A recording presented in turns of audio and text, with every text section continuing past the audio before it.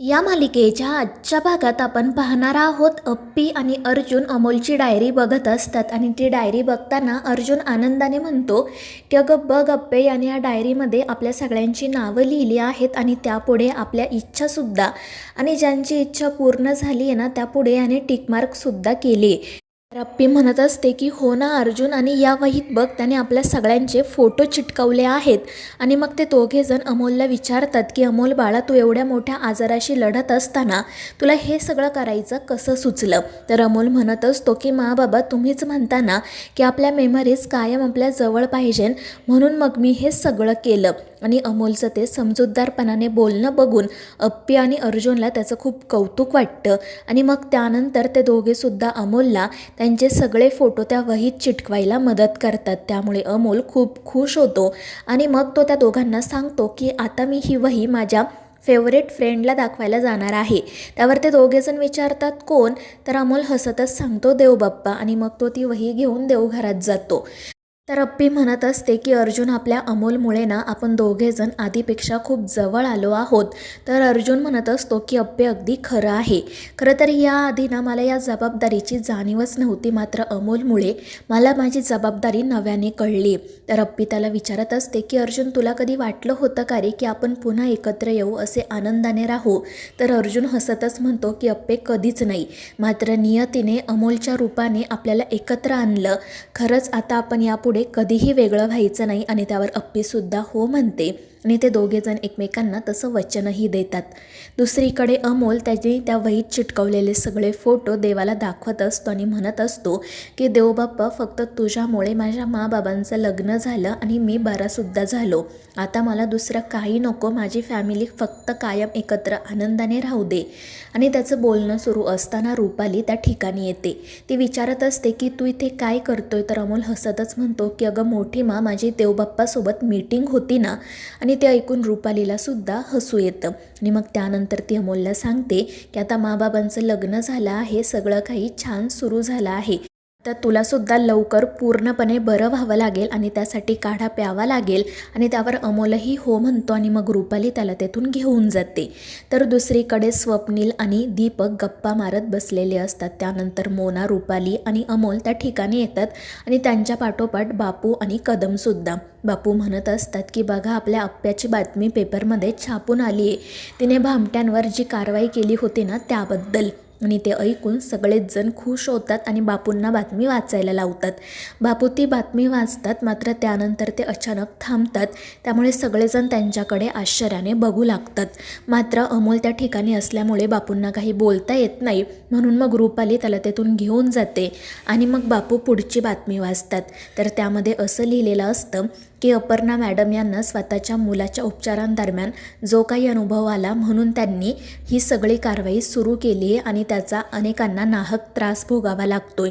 आणि ते ऐकून सगळेच जण काळजीत पडतात. तर बापू म्हणत असतात की आपल्या आप्याकडे सगळेजण याचं स्पष्टीकरण मागतायत. आणि तितक्यात अप्पी, अर्जुन त्या ठिकाणी येतात. अप्पी म्हणत असते की बापू, त्यांना स्पष्टीकरण हवं आहे ना, मग मी स्पष्टीकरण नक्की देईल, कारण मी जे काही केले त्यात काही चुकीचं नाही आहे. मात्र घरातील सगळेच जण काळजीत असतात. मात्र अप्पी आणि अपर्णा त्यांना सांगतात की तुम्ही काळजी करू नका, आम्ही सर्व काही व्यवस्थितपणे हँडल करू.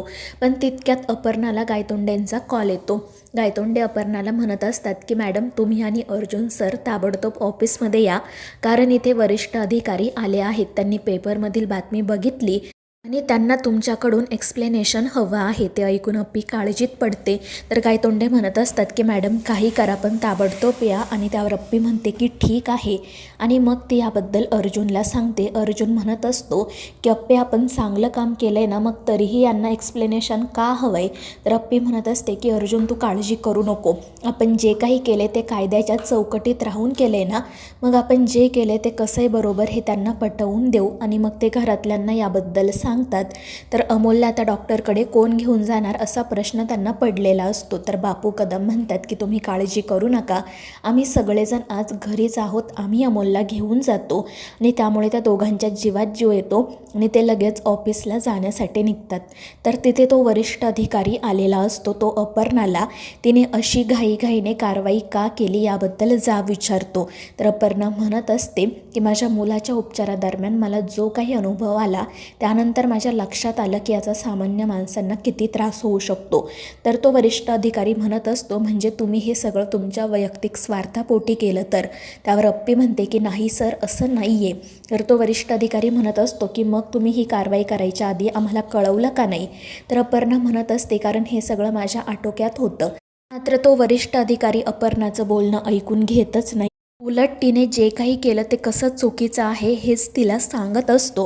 आणि त्यावेळी अर्जुन मध्ये पडत म्हणतो की सर प्लीज मी बोलू का. आणि त्यावर तो माणूस म्हणतो की ठीक आहे. आणि मग अर्जुन हॉस्पिटलमध्ये घडलेला सगळा प्रकार आणि संकल्पाबद्दल त्या वरिष्ठ अधिकाऱ्यांना सांगतो आणि म्हणतो की जर आमच्या बाबतीत हे घडू शकतं तर विचार करा सामान्य लोकांच्या बाबतीत काय घडत असेल. आणि हे सगळं काही ऐकून तो वरिष्ठ अधिकारीसुद्धा शॉक होतो. आणि मग त्यानंतर गायतोंडे एक फाईल घेऊन येतात.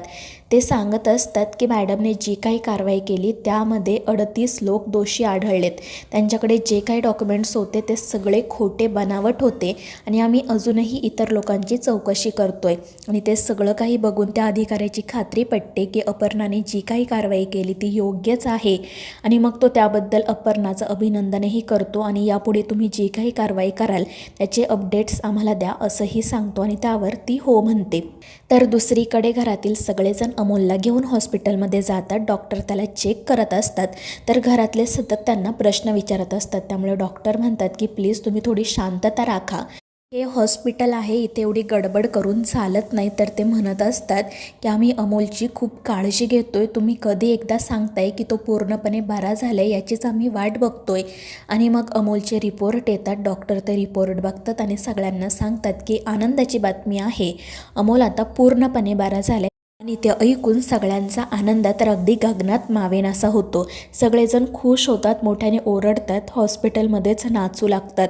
आणि मग त्यानंतर डॉक्टर त्यांना सांगतात की अमोल आता पूर्णपणे बरा झाला आहे, तो बाहेर खेळायला जाऊ शकतो, पण तरीही त्याच्या डोक्याला काही दुखापत होणार नाही याची तुम्हाला काळजी घ्यावी लागेल. आणि त्याला काही अनहेल्दी खाऊ द्यायचं नाही. आणि त्यावर रुपाली मोना हो म्हणतात. तर अमोल विचारत असतो की डॉक्टर मी आईस्क्रीम खाल्ली तर चालेल ना. आणि त्यावर डॉक्टर हसतच हो म्हणतात. त्यामुळे तो खुश होतो. तर दीपक डॉक्टरांचे हात जोडून आभार मानतो आणि त्यांना मिठी मारतो.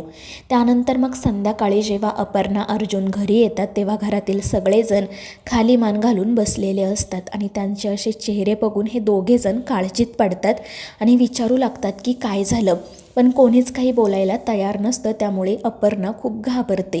ती म्हणत असते की अमोलचे रिपोर्ट आलेत ना, नक्की काय आहे रिपोर्टमध्ये. आणि त्यावर दीपक म्हणू लागतो की दीदी मी तुला कसं सांगू की रिपोर्टमध्ये काय आहे ते. तर स्वप्नील नाटक करत म्हणत असतो की हे बघ दीपक, आता जे काही आहे ना ते तुलाच सांगावं लागेल.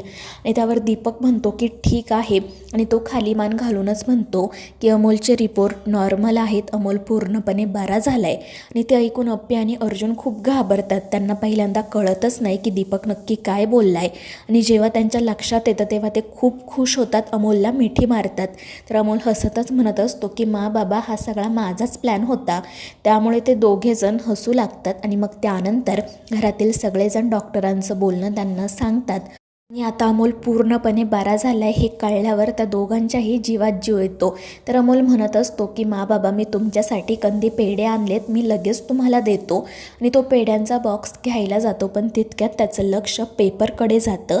त्या पेपरमध्ये अपर्णा आणि अर्जुनची बातमी छापून आलेली असते आणि त्याच्या शेजारी संकल्पचा फोटोसुद्धा असतो. त्यामुळे अमोल खूप घाबरतो. तर मित्रांनो, या मालिकेच्या पुढील भागांच्या अपडेटसाठी आपल्या चॅनेलला सबस्क्राईब करा.